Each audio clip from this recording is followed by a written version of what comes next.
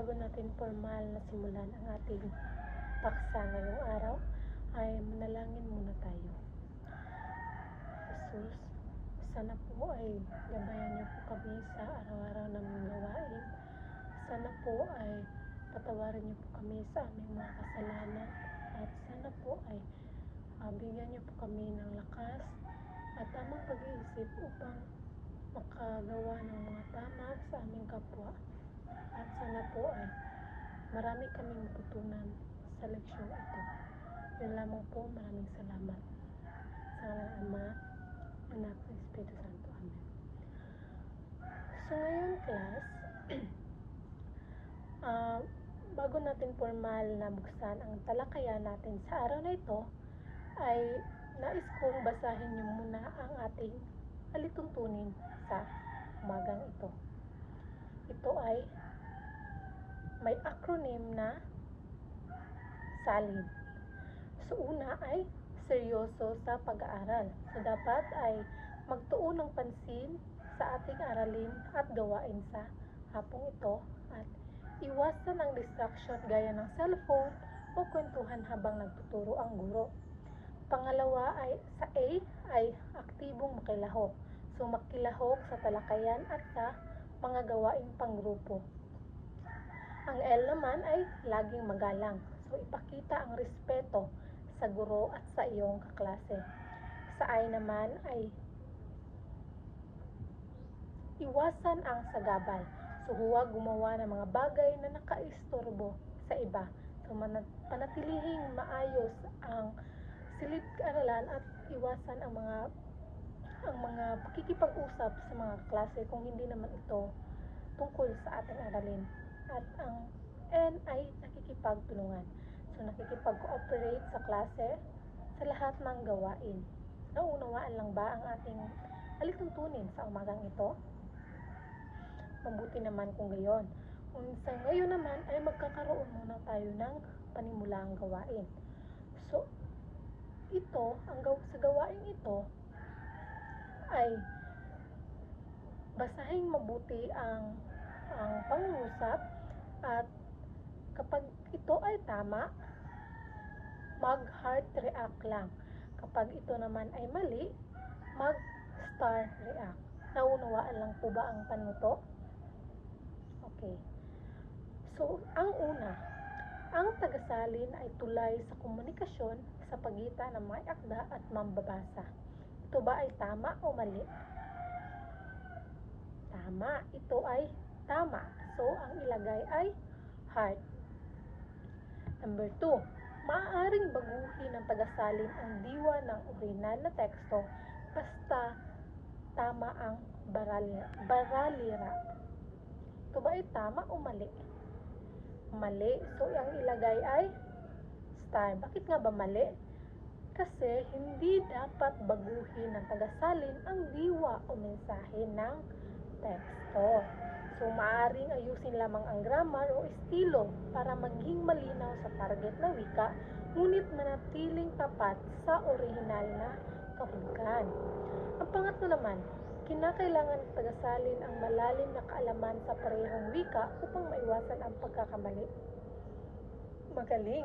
Ito ay tama. Ito ay heart. Sunod naman. Ang misinterpretasyon ay hindi naiiwasan kahit maingat ang tagasalin. Ang sagot ay star dahil ang misinterpretasyon ay maaaring maiwasan sa pamamagitan ng maingat na pagsusuri sa kahulugan, konteksto at kultura ng teksto. Ang panglima, ang tagasalin ay hindi kailangang isaalang-alang ang kultura ng mambabasa.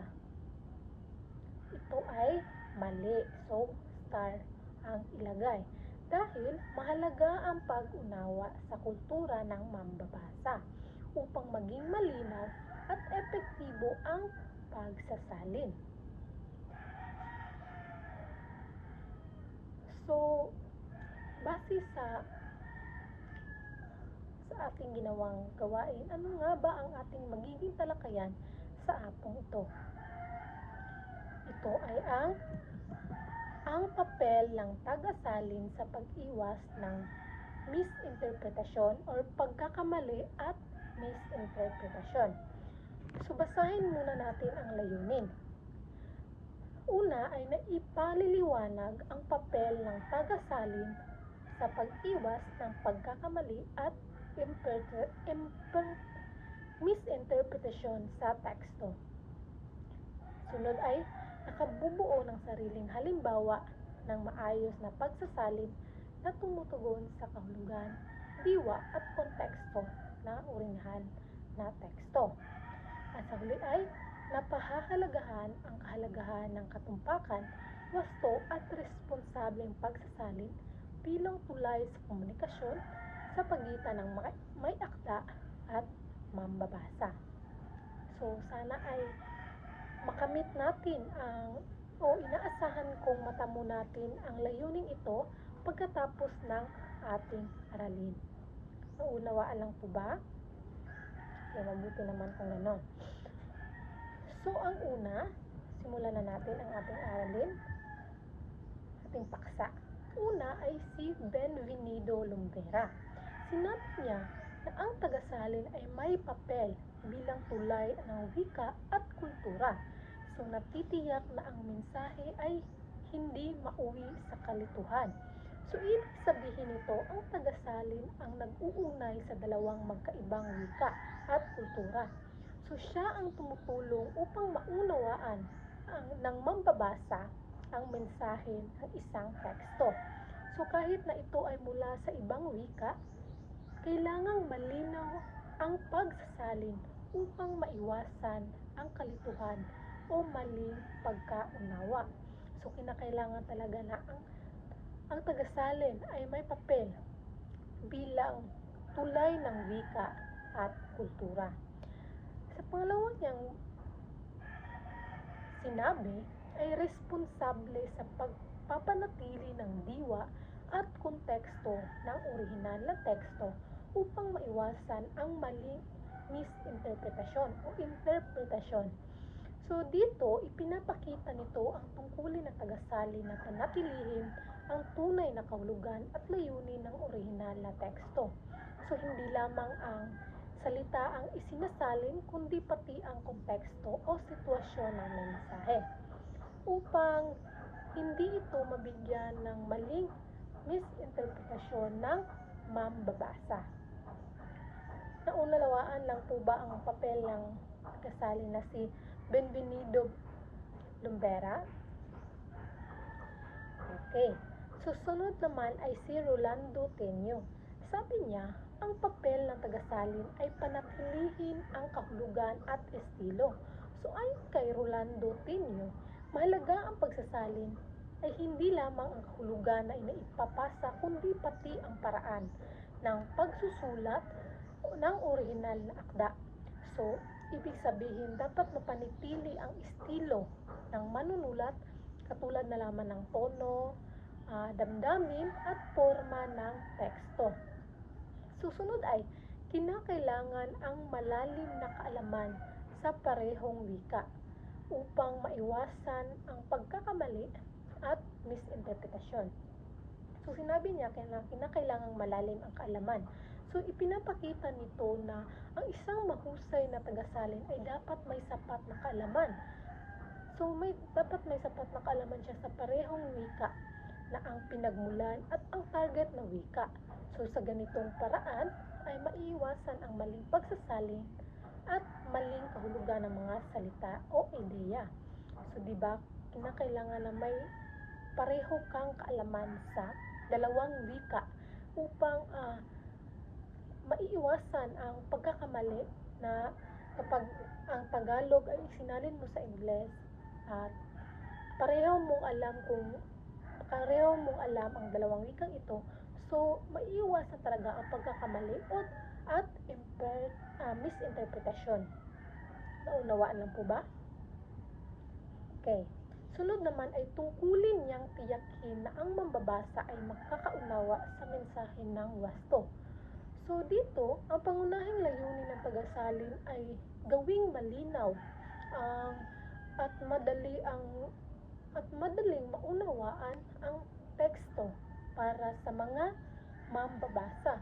So, dapat niyang siguraduhin na ang kahulugan ng mensahe ay pareho pa rin kahit na ito ay naisalin na sa ibang wika.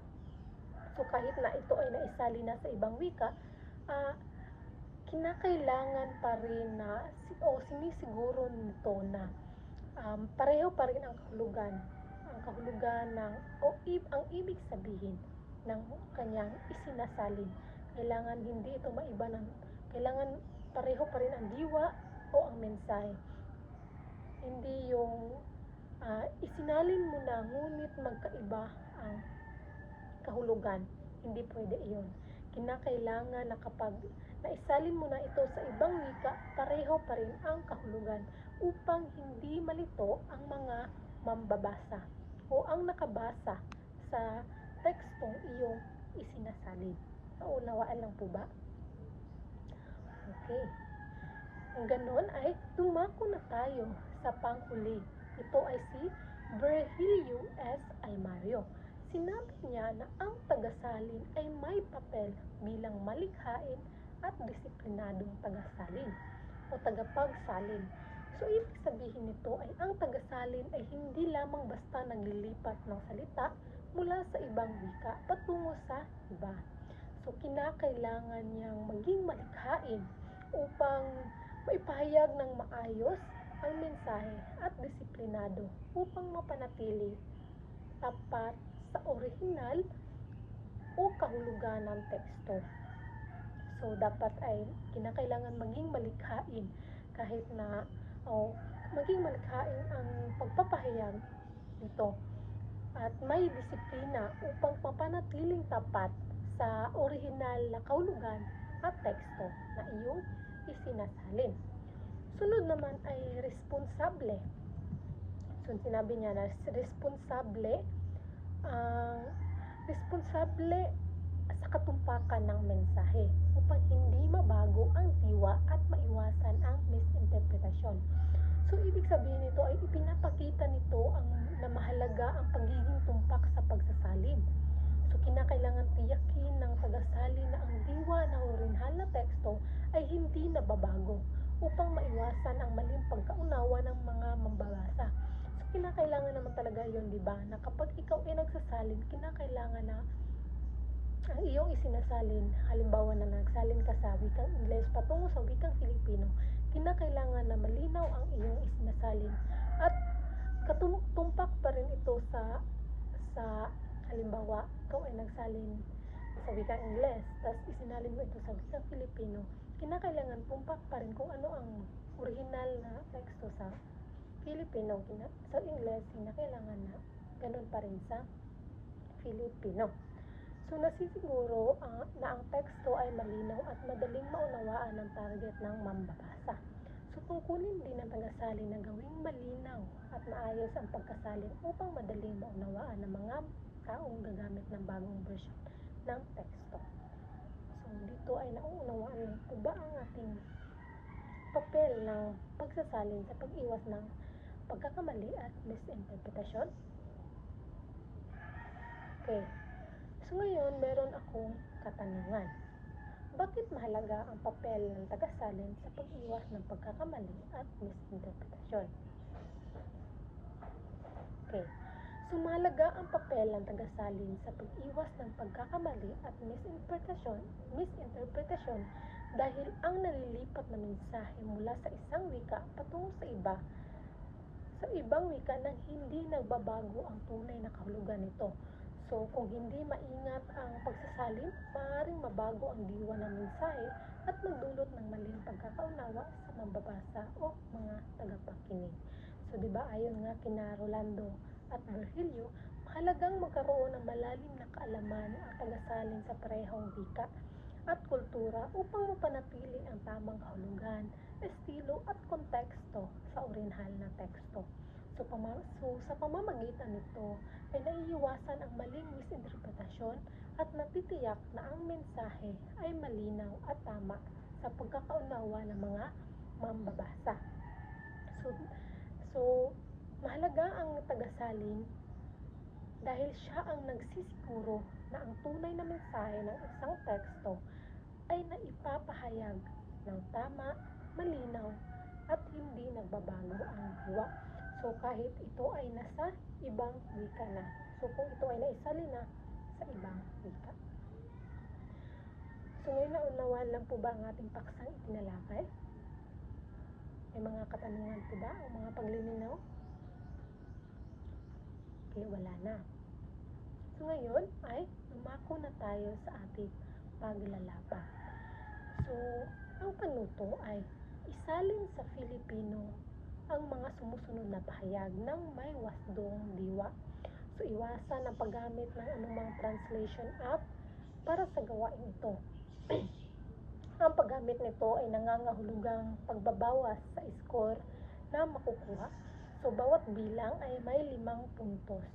So, narito ang mga salita o mga pangungusap na isasalin sa wikang Filipino. Ilagay lamang po ito sa isang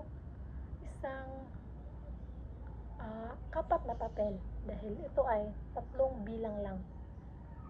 So, kasya lang po ito sa isang 4 na papel. Okay, tapos na po ba ang lahat? Okay. So, magpalitan ng papel sa iyong katabi at sasagutan natin ito. Una ay words carry not only meaning but culture. So, kung isalin ito sa Filipino, ano nga ba ang maging isalin to? Okay, ikaw nga? Okay.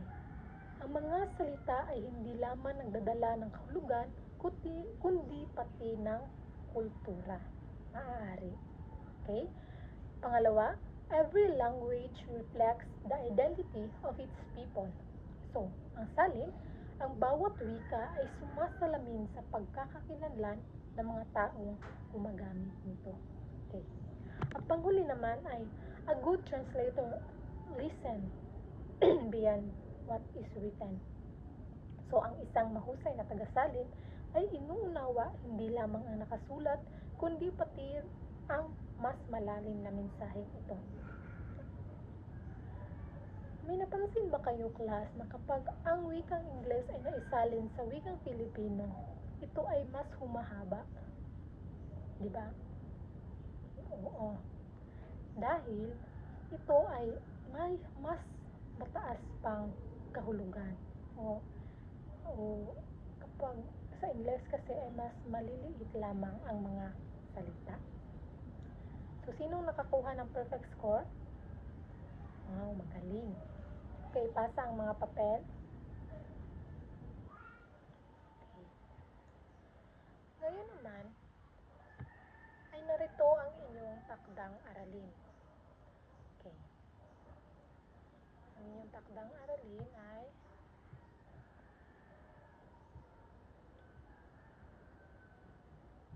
basahin natin. Magsaliksik ng 3 pananagutan ng tagasalin sa pagprotekta ng kultura at wika at ibigay ang inyong sariling paliwanag bawat isa. So, isulat ito sa isang buong papel. So, dito ay 5 puntos bawat bilang. Naunawaan lang po ba ang ating panuto para sa ating takdang aralin? So, ang ating takdang aralin ay magsisilbing gabay upang mas malaman natin kung ano ang ating pag-aaralan sa susunod na pagkikita. Naunawaan lang po ba? Ngayon, kung wala na kayong mga katanungan, dito na lang nagtatapos ang ating paksa sa hapon ito. Maraming salamat po sa pakikinig.